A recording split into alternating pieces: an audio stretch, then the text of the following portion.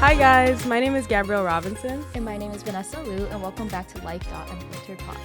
So today we have a special guest from the home of Troy Athens High School again. His name is Coach Culp. You want to introduce yourself a little bit?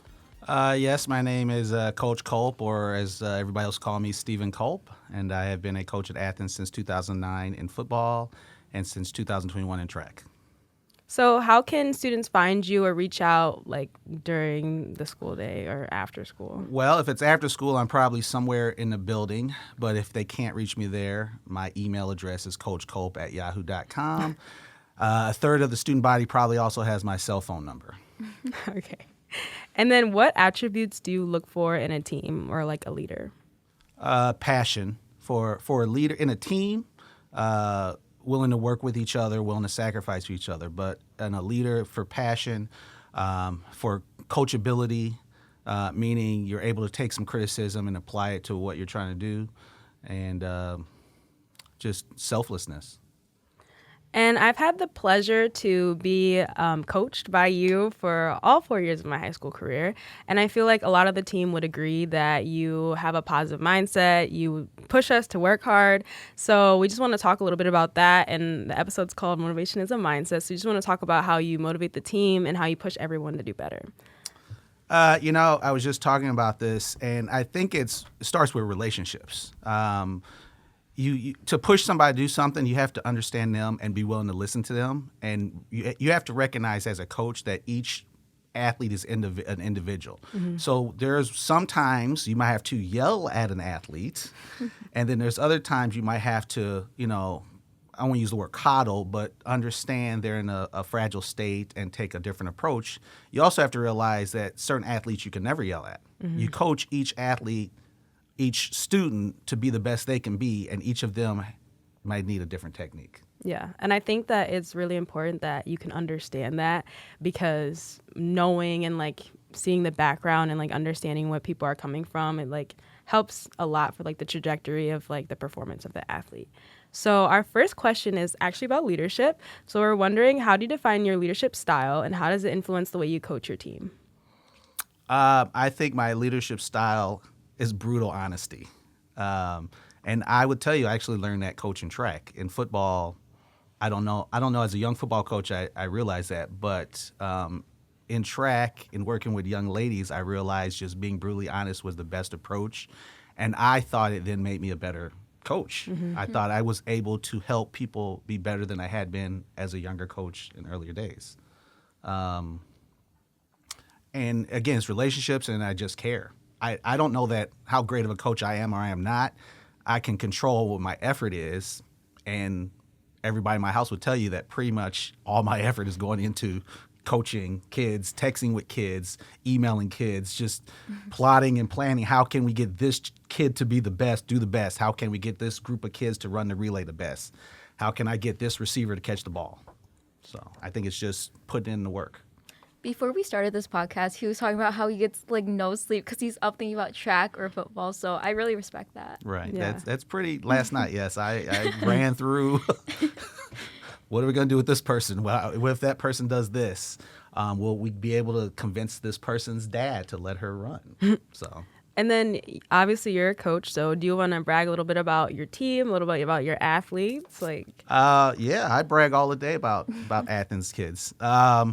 Specifically for track, since my first year, our 4x1 and 4x2 girls teams have made it to states every single year for 4 years. Wow.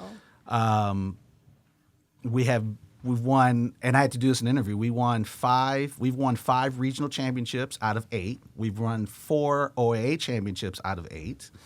I can brag about you specifically.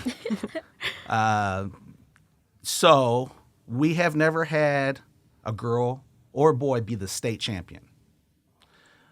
We have had a couple of girls be all-staters, senior year, junior year, got there once or twice. So trying to look at our athletes and who's done the best, I started counting up appearances at state finals, state championships. So in 12 opportunities, Gabby has run in 7 events.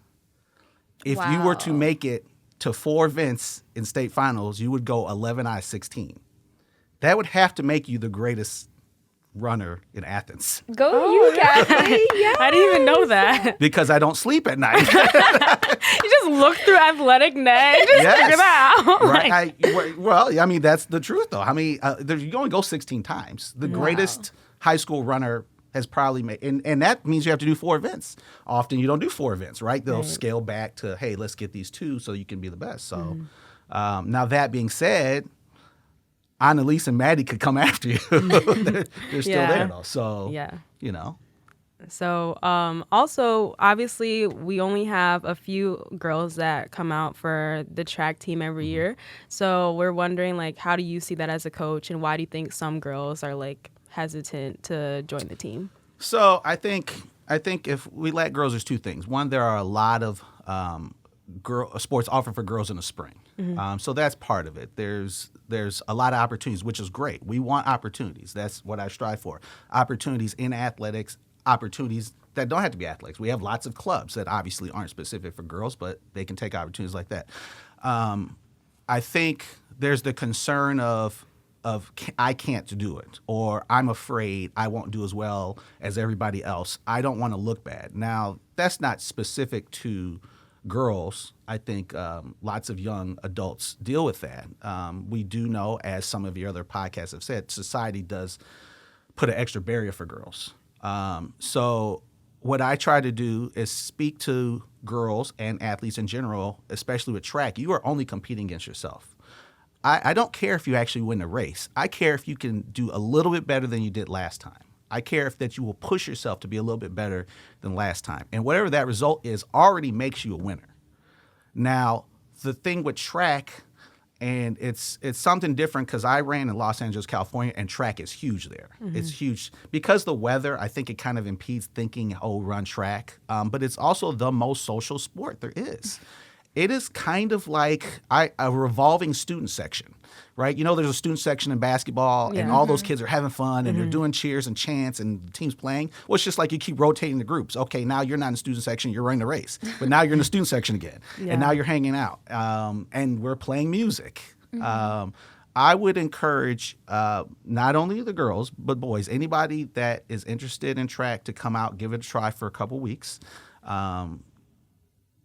I would encourage you to just believe in yourself, believe that you can do the best you can do, because not only are there coaches on the staff that will help you do that, but what we know is we have athletes on the team that will support you in doing that. Right. And then we've always, like, all of us have been there, like, first day of practice freshman year. So really, like, we want more girls. And like he said, we had a really successful team with only a few girls, like, scoring at the regionals. So with only 4, right? Five girls scored 48 of our 49 points. Yeah. So if That's we had insane. more girls to come out and run track, it would be a lot better. We can run a lot better. We have more girls at state. So yeah, just come out and try it. And we also will take girls that play in other sports. Yeah. Somebody's playing softball, they're going to run track. We have somebody who plays girls lacrosse, she's going to run track. I think a couple of soccer players. So we as a team are willing to work, because what's more important to me is giving you the ability to be the best you can be in whatever ways we can find out, and for seniors to take advantage of this last ride, because life changes after high school. Yeah. You guys, I'm not gonna lie, they were trying to get me to run track this season. He was like pitching it to me. I was like, oh, okay.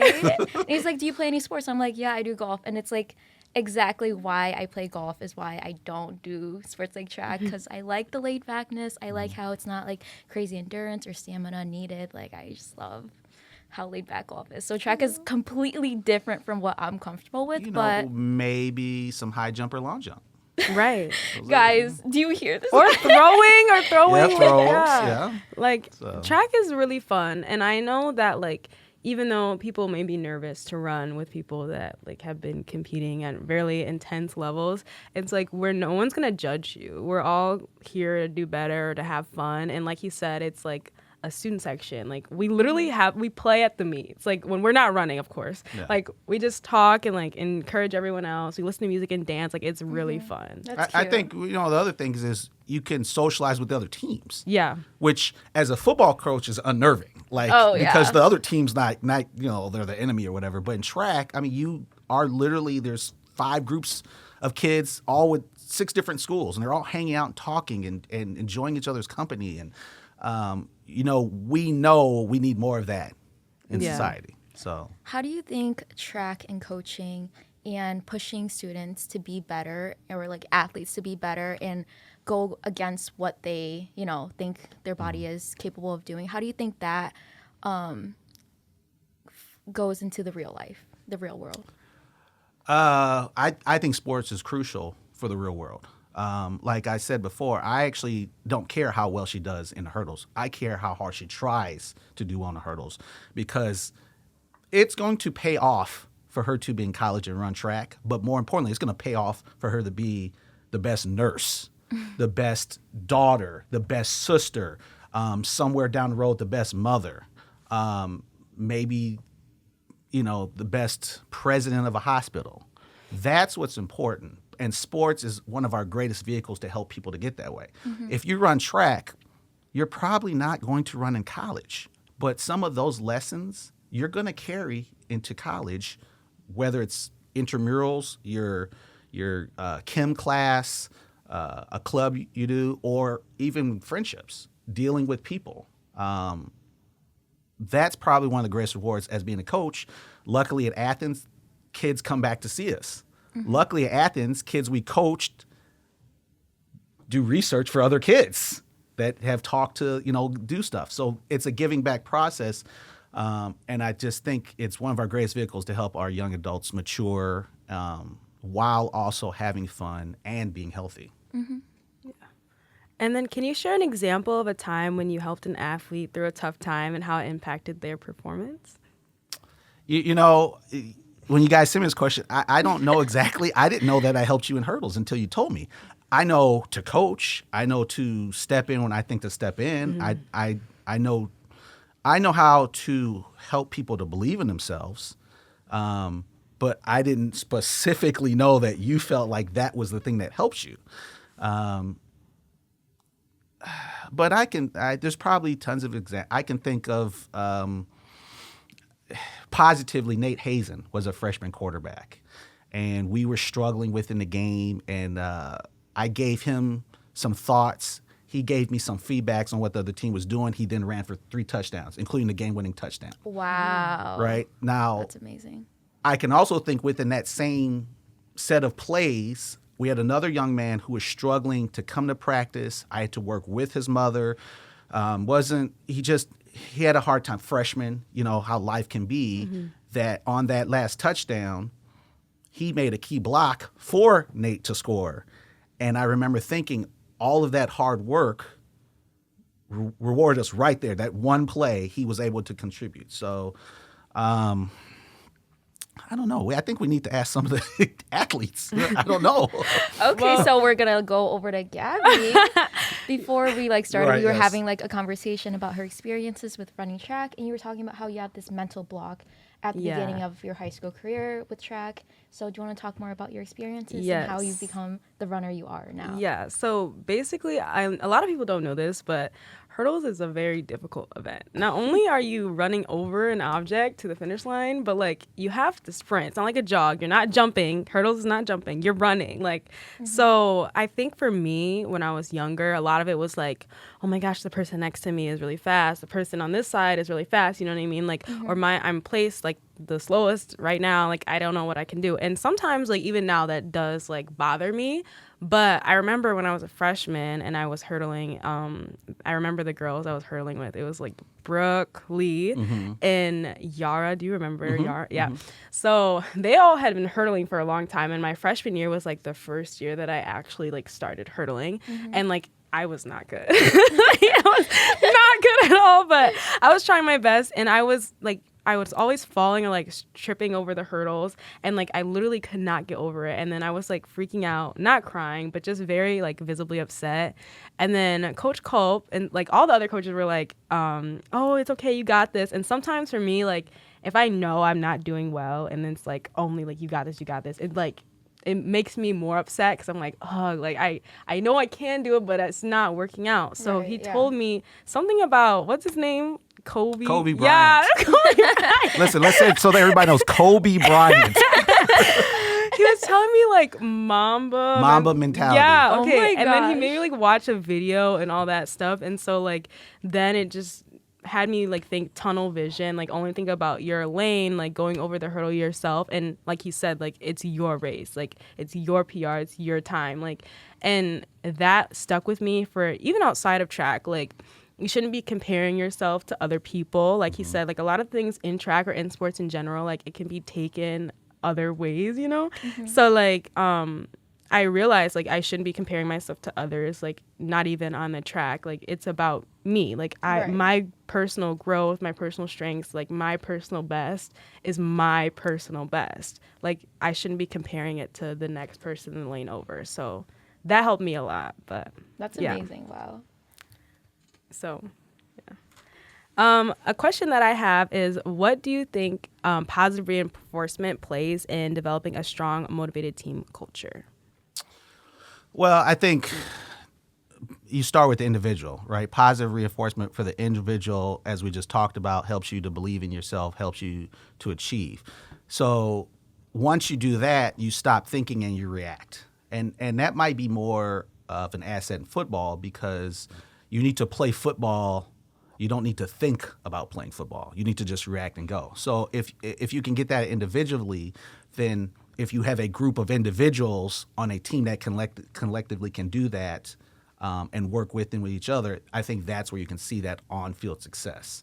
Now, if we're in track, we can talk about how our relay team is the relay team in the county, is one of the relay teams in the state. Okay. And it is because they don't think about it, they just do it. They just react. They've been with each other now, so that helps, but they have practiced over and over again.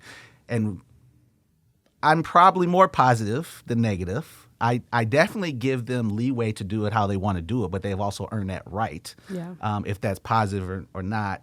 But it has translated into perhaps unprecedented on-field or on-track success. And you just positive energy. What's the expression? Energy is neither gain or loss. It's merely transferred, right?